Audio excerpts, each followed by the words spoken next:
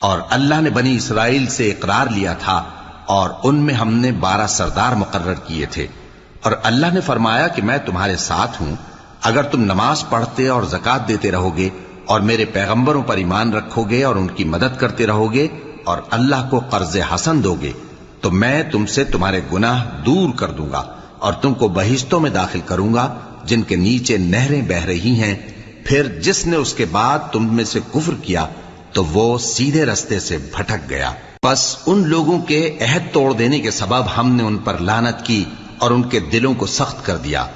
یہ لوگ کلمات کتاب کو اپنے مقامات سے بدل دیتے ہیں اور جن باتوں کی ان کو نصیحت کی گئی تھی ان کا بھی ایک حصہ فراموش کر بیٹھے، اور تھوڑے آدمیوں کے سوا ہمیشہ تم ان کی ایک نہ ایک خیانت کی خبر پاتے رہتے ہو، سو انہیں معاف رکھو اور ان سے درگزر کرو۔ اللہ احسان کرنے والوں کو دوست رکھتا ہے۔